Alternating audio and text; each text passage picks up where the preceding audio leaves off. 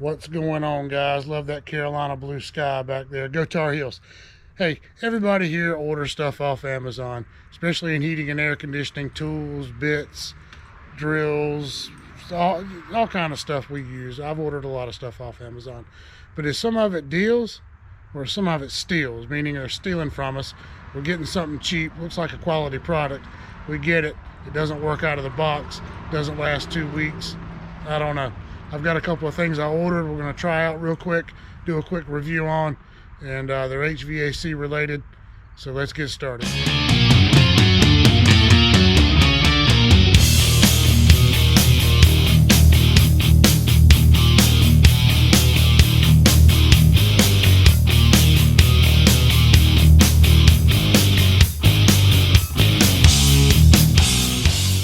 So the supply houses sell these things for $88. I got this one for $46 on Amazon. And this is my new torch kit for my MAP gas aluminum brazing. We're going to try that. This was $65. Alright guys, so the first thing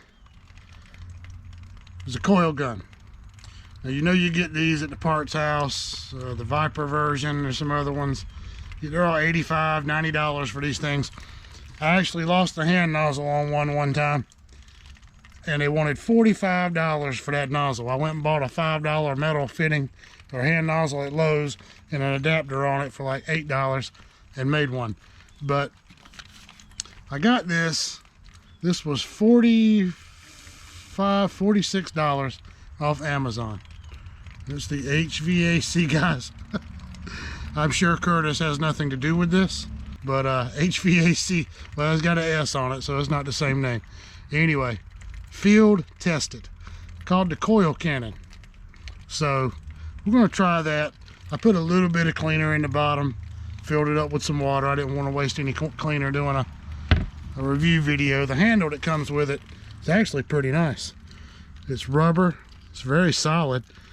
You got the little ribbed around your fingers. It's a little different than that solid blue plastic one they sell you on that one you get at the supply house. It's got your adapter fitting that unscrews. You can take that off for the coil gun. Actually, you know, that's probably going to be the best part of it. I don't know. We'll see. I haven't used this yet.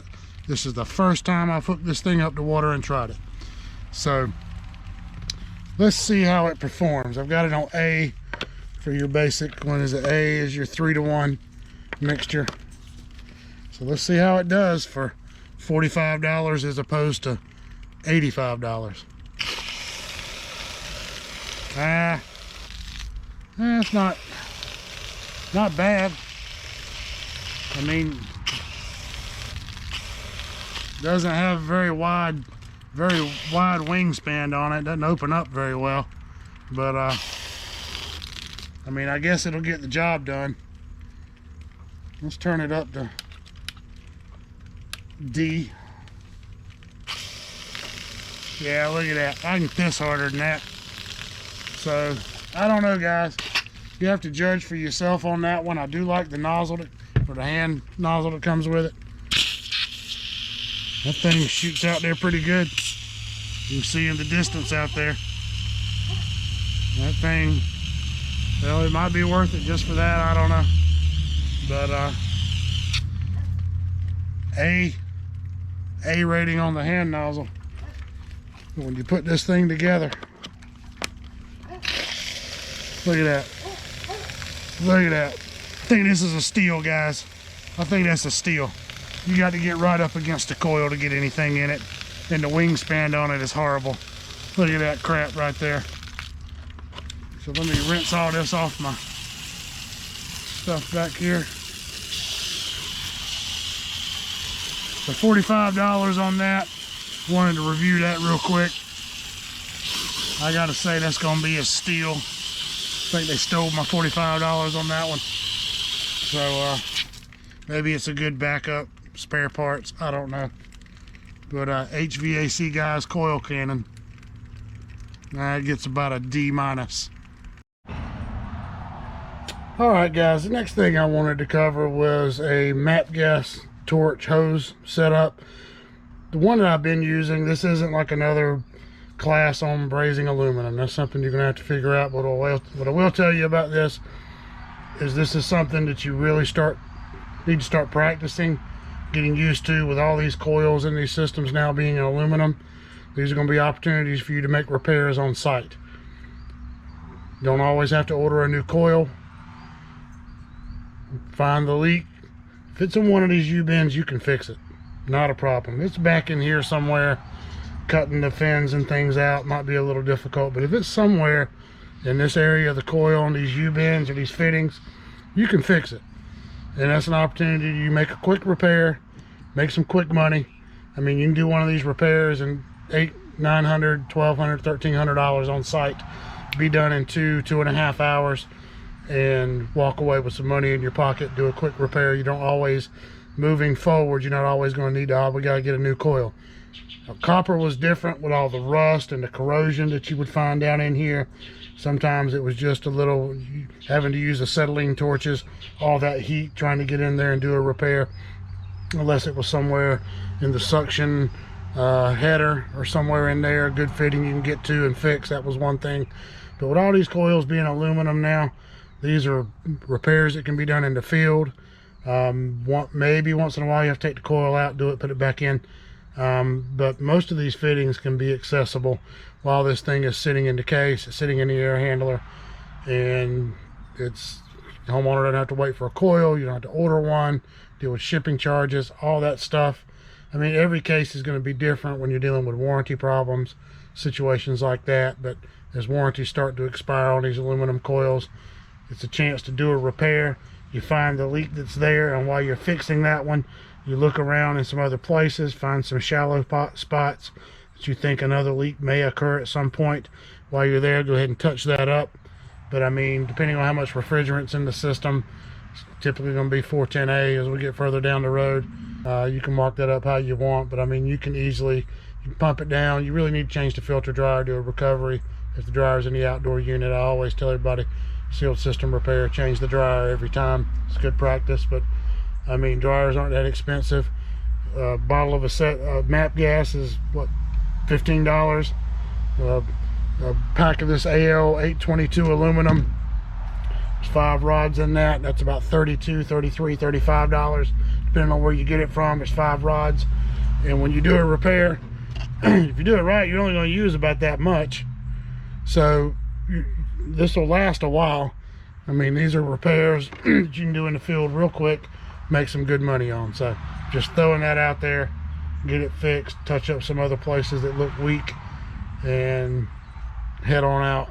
Don't have to worry about, we got to wait for a coil, it's got to be ordered, it's out of stock, it's going to be 2 weeks down the road, it's going to cost $3,000 to put a new coil in it. If it's out of warranty, I can get this thing fixed for $1,300. Homeowners will love that. Keep that in mind. But anyway, this is a review for this. The other one I was using, the only way I could adjust the gas flow on it was the main knob. It really needed to be wide open to operate properly. It would drop in and out. So I was looking for something that I could open completely and then had a knob similar to what you have on your acetylene where you can adjust your heat. So I ordered this off Amazon. Saw some that were $30, $40, $50 more. This one was $65. It's got a fairly decent long hose on it, about 3.5 feet. The reason I like the hose and not the handle that fits to the top of your tank is because I can maneuver that better and get into places and do things. But being able to adjust the heat gives me a little more control over making sure that I'm not going to cause any damage, because if you heat that too much, that's why you can't use acetylene on it. If you put too much heat to it, you'll turn that aluminum into water, and then you're going to be buying a coil because you just tore it up, unless it's a small enough hole that you can fix, and you can repair them if you make that mistake, but you got to be careful. But something I could be delicate with, adjust my heat with the knob here and get in there and make that repair real quick. So I'm going to pop a couple of holes in this coil. It's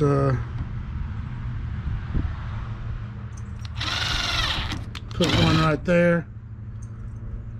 We'll put another one right there. And since some of your leaks typically end up being down here in the U-bend most of the time, we'll put a little hole down there, and we're going to see how this torch works. So alright guys, one other thing I'm going to do when I finish the aluminum stuff, I'm going to show you how to braze a capillary tube. If you have a rub leak in a capillary tube, whether it's on a coil, one of these larger capillary tubes, a small one, how to make an actual splice out of something that most of us should have on our trucks, but works pretty well. When I get done with this, I'm going to show you how to do that with copper and aluminum. But anyway, it tells you on the top you got off and on, so you want to turn this thing completely on, open it all the way up, get full flow from your tank. Now I have fired this thing off a few times. It does take a few trigger pulls. Sometimes it does it the first time, sometimes the third or fourth. I can pop it with a lighter, it's no big deal. But my main concern is being able to adjust this. So it tells you when you first light it, turn it completely on, but you're going to rotate it. You hear it. It lit on the first strike. But I can adjust my heat. You see that flame? Maybe, I don't know. But I can adjust it. I can turn it down. And I can do it while it's in my hand. With my thumb, my other finger, adjust it. Once it's lit, it stays on. There's no, you don't have to lock the trigger. It stays on. You just turn it down and shut it off. So we're going to turn it back on again. It tells you turn it wide open, light it, and then you adjust it, or you just turn it all the way down and it shuts off. So there's no lock trigger on this. Once it's on, it stays on. Then you adjust your level of heat. So let's try brazing a couple of these holes real quick. So we have a hole here. We have a hole here. And we have another one that I put right back in there where your little fitting is at. So we're going to turn this thing back on, and we're going to do this with AL 822.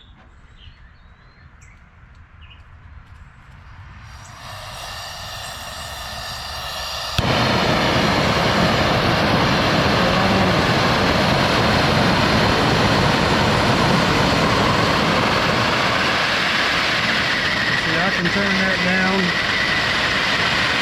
using my heat right where I want it, so I don't overheat the aluminum. I'm going to do this one first.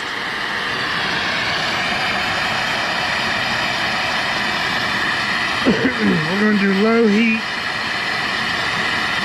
and see how well it works without having to go to high heat.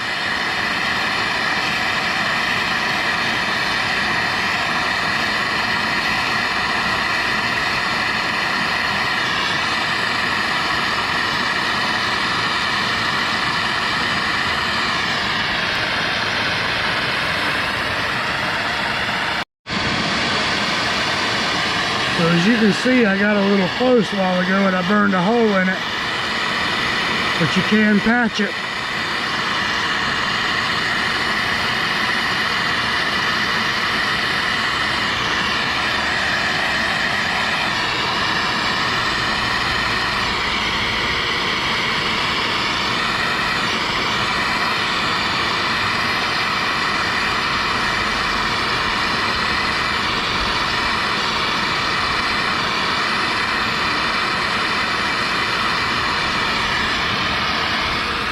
So you saw that big hole I burned right there, and that's why you have to be careful.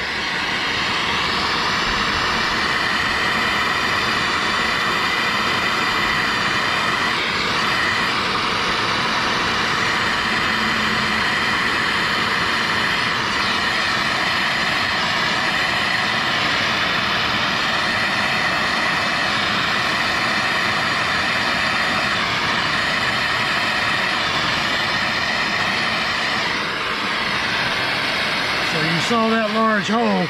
If you overheat it, but you can fix it. You can fix it, but you have to be careful with it. So we're going to try it again on this other one down here.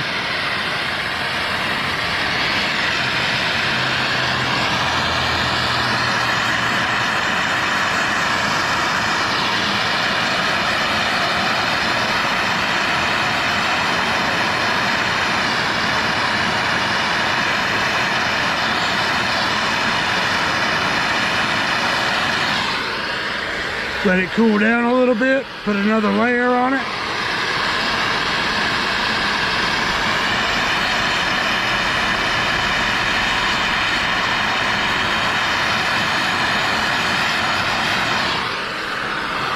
So as you can see, it doesn't take long to heat up aluminum and make a mistake, so you have to be really careful.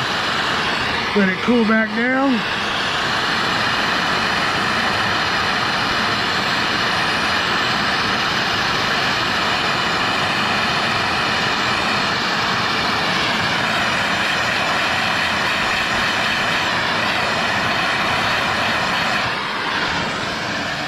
Put one more layer on it. And there you go, your leak is repaired. Now this one, I'll turn this off. This one's down here in this crevice. That's going to be pretty dirty. Probably should have cleaned those with brushes when I started. I didn't. That was my mistake. We're going to clean this one up, and then we're going to flow some aluminum on that. Alright, so I'm going to get in here, I'm going to clean this one up. And I probably should have done a better job. I don't think I cleaned either one of those at all, but it actually did take and it did work. But good practices would be to get in there with a wire brush. Get any crud off there.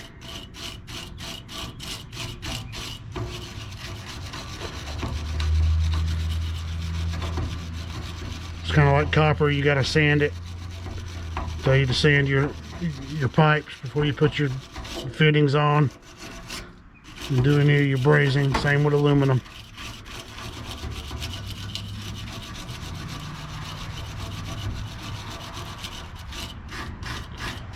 And we'll clean those up, get that outer crust off.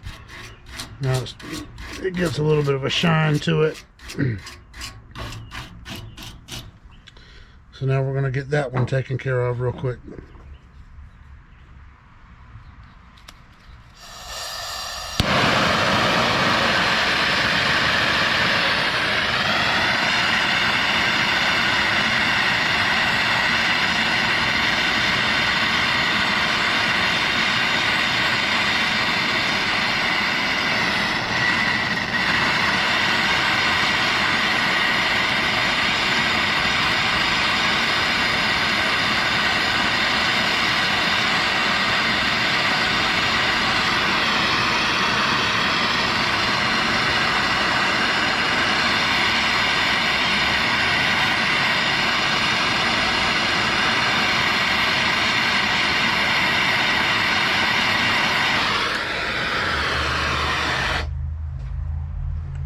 Off. As you can see right there, that hole is filled, that hole is filled, and that hole, which went from being the tip of a screw to me overheating it and turning it into about the size of a lima bean hole, I was still able to go over it and patch it. So you have to have technique. It takes practice. You don't get it right every time. I don't, as you can see. But it's a repair that can be done on site in the field, as opposed to having to order a coil, wait for a coil, charge somebody $3,000 for a coil. You can make a quick $1,200, $1,300, do a repair, touch up some other places on there where you think it might be a problem, and doing your homeowner a favor. Alright, real quick, I'm going to show you how to do a capillary. Now, this really applies to copper more than anything else. Rub leak and aluminum is kind of difficult, even trying to do an aluminum repair on one of those. The hole in there is so small that if you actually get any aluminum down in it, you may plug it up. but most of your pipe rubs, you get aluminum capillary tubes on the older copper coil, some of the TXVs. I've already cut it in one place. These Lennox tubing cutters, these real small ones, actually close all the way down. So you can actually cut a small capillary tube. I've already cut it on one side. I'm gonna get over here and we're gonna cut it on the other side real quick. And you don't have to cut it all the way through. Just put a good little rut in it, or a little groove around it, and you'll be able to snap it off. I've already cut that one. The opening is still there. So we're going to do this other side. I'm going to show you real quick how to put a splice on that. Do a quick field repair. Maybe you got to wait for the TXV. It's on the weekend. If you do it right, now if you're doing the one on the suction bulb, no, or your sensing bulb, once that loses charge, it's lost charge. So you're going to have a TXV. You're on the stabilizer tube, or on a copper capillary tube coming off the coil. This works perfectly fine. Cut around that real good, put a good crease around it, and my plan is to just be able to snap it off once I get a good crease around it.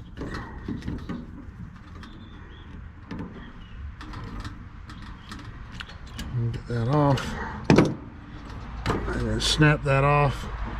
You can see the hole is still in there. Still in there from the other side. I've got a hole there, and my hole is also still there. So, access fittings. There's different sizes. We all keep them for certain things. I've used them before. This larger one works for these capillary tubes. So if you get a pipe rub and a larger capillary tube on a coil, condenser, evaporator coil, where it comes off your metering device and feeds the coil. These larger ones, it has a large opening in it. When you actually cut that and take it apart, it'll slide right over that. And you can make a little splice. I'm going to do it with this one. Obviously copper to aluminum, that's not going to work. You're going to fight that. That particular repair is going to work on copper mainly only. I don't know that they make any aluminum access fittings. But I've got a smaller one here that, I've got the access fitting, but I'm going to cut a piece off of it with the same tubing cutter. And we're going to splice that together. So I was able to cut that off. Now obviously we have a shorter access fitting, but I can still use that somewhere if I need to. But I've been able to rob about 3/4 of an inch or about an inch of copper off the end of it. It's open there. Now when you do the other side of it, obviously when you cut it, it's going to close that hole. I reamed that out with a screw. I was able to open it up enough where it will fit right over that capillary tube. And then right over that one. And now we're going to use MAP gas because that's a very small piece of pipe. I don't need my acetylene torches for that. And we are going to braze that in.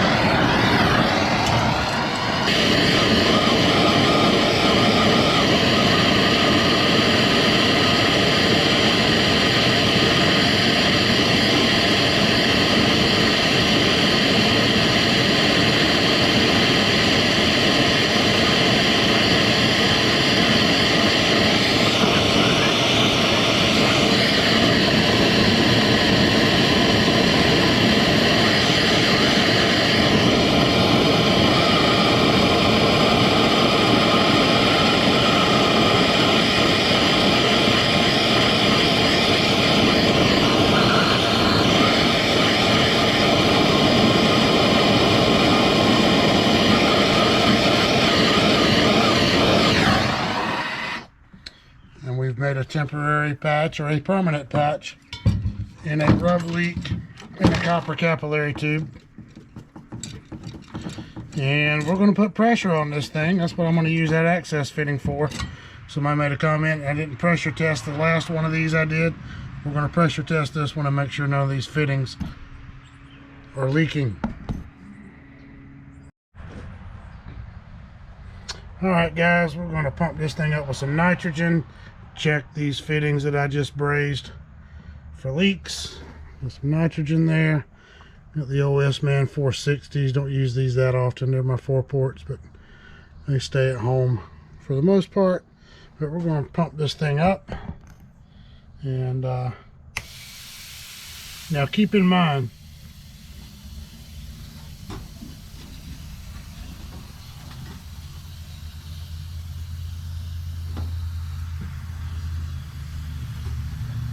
I don't know where the original leak was on this unit. This coil came out of our scrap pile, so I'm hearing some hissing, but it's not coming from any of my fittings, so I'm not sure where the original leak was.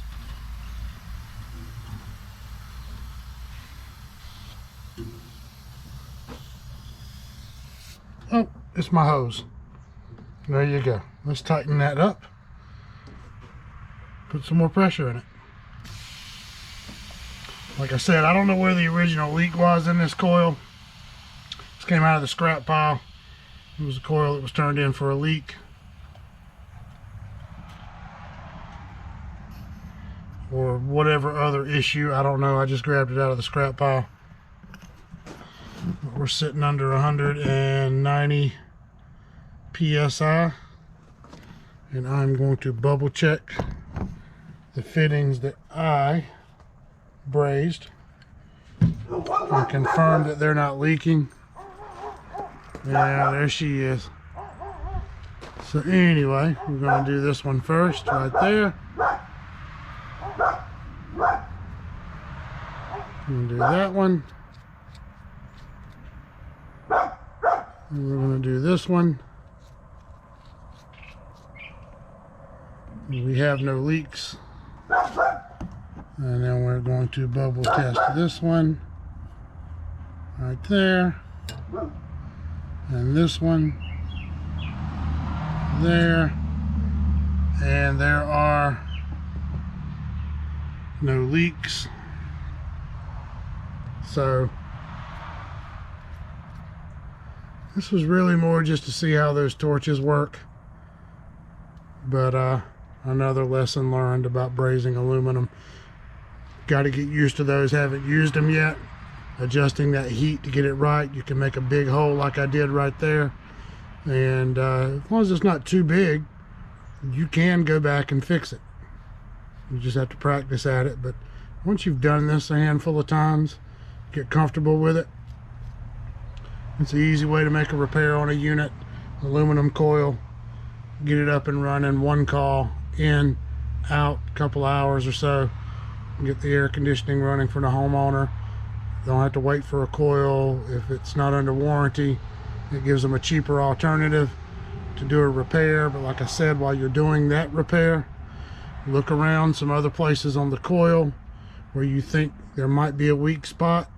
Go ahead and seal that in while you're doing it, and try to maybe prevent coming back a year later with another leak somewhere. But anyway, guys, the coil cannon, whatever that thing was, I wasn't impressed with that. But this torch, I'm liking it pretty good.